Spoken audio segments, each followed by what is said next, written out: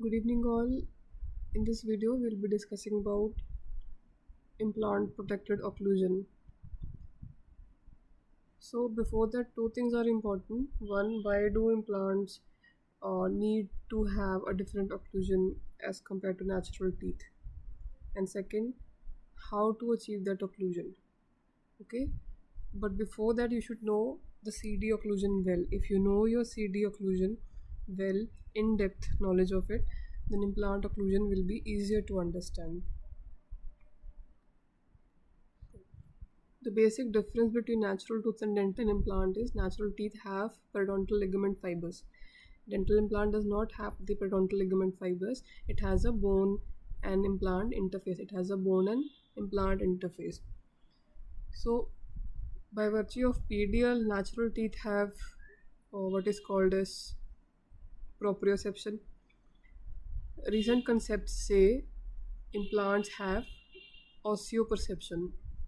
Okay, now, what is the importance of PDL fibers? It is not just for the attachment of the bone to the natural root. Also, it takes up the horizontal and vertical forces that are applied onto the tooth. Okay.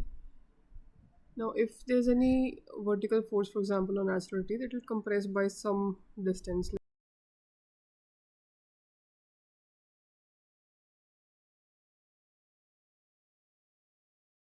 If the same force is applied on dental implant, the dental implant, because there's no PDL fibers, there's no PDL ligament, it will not compress. Okay, so that force will then directly go to the bone.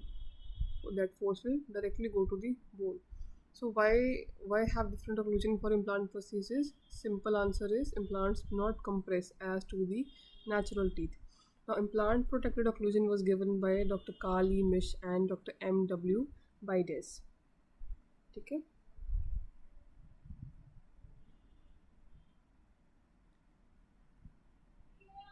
Now, different case scenarios. Easiest and simplest one to understand is for one, single implants. For single implant, what is the norm? No contact in any movement. No contact in any movement. Any movement as in protrusion or any excursion. Okay. No contact in any movement. These movements include protrusion and lateral excursion. So this lateral incisal implant crown was restored, and the occlusion was set in a way that there should not be any contact on this crown, either in protrusion or in any lateral excursion. Right. Now, what about the vertical forces? Protrusion and lateral excursion, they are in horizontal axis. What about the vertical forces? There should be no contact of the implant crown on light contact of natural teeth, and there should be light contact on the implant crown when heavy contact is there between the natural teeth.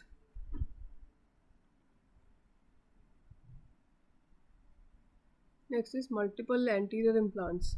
For single implants, no contact in either horizontal movement, okay, whether let it be protrusion or lateral excursion, but on vertical movement, light contact on heavy contact of natural teeth only. In case of multiple anterior implant prosthesis, it should be out of contact. Anterior implant prosthesis should be out of contact in CR or MIP, and only posterior natural teeth, they should have a uniform contact for equal distribution of the vertical forces. The vertical or lateral forces should not be onto the anterior implant prosthesis. But in protrusion, the anterior implants should disocclude the posterior natural teeth. Okay? In protrusion, the anterior implants should disocclude the posterior natural teeth. Now, coming on to multiple posterior implants. In this case, multiple posterior implants, they are missing. This is my case. Posterior implants are missing, canines are also missing. Notice that thing, okay? Canines are also missing. Now, what to do in these cases? Anterior natural teeth, they should be out of contact. In MIP, anterior natural teeth should be out of contact. Forces should be only on the posterior teeth. Posterior implant prosthesis should be in uniform contact, right? Anterior implant should be out of contact. Posterior implant prosthesis should be in uniform contact.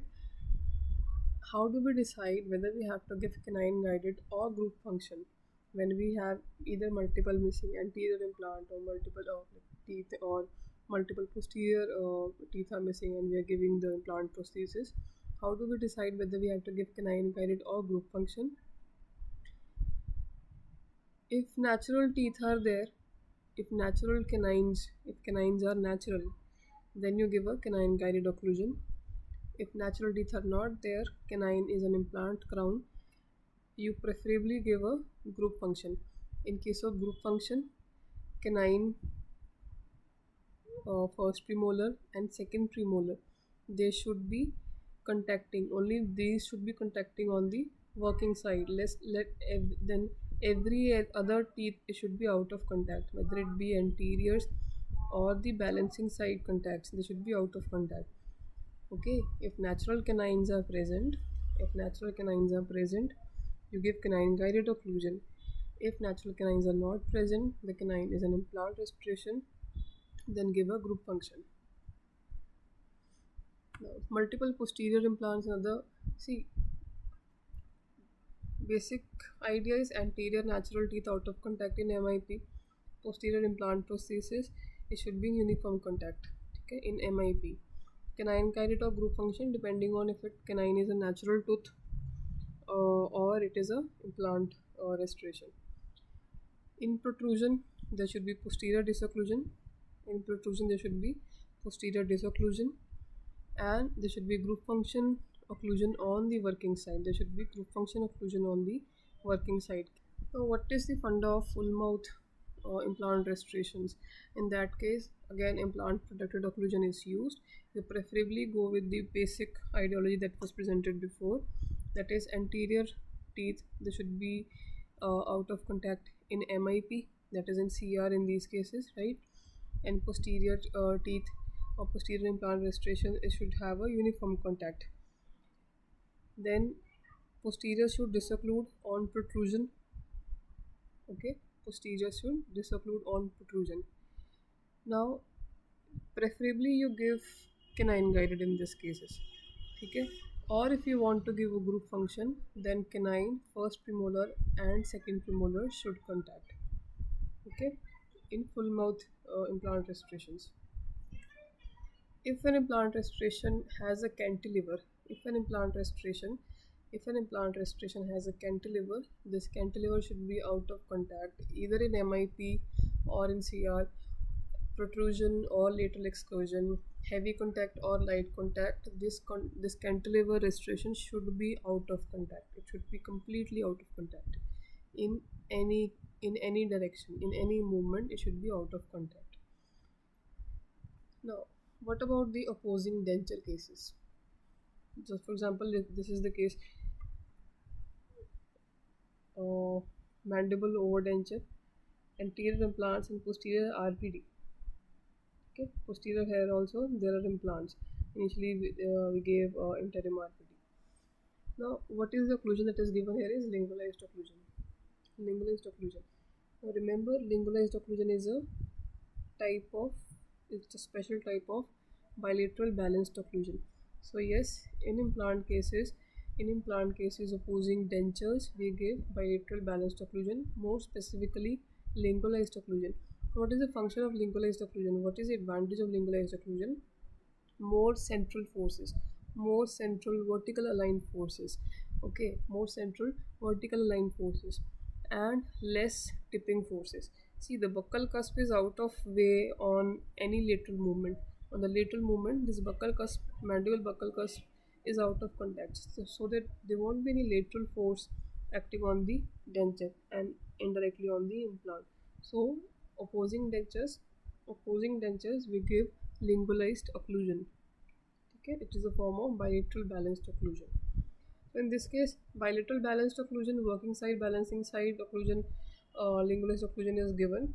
But again, anterior teeth, when they contact, when there is protrusion, posterior should disocclude.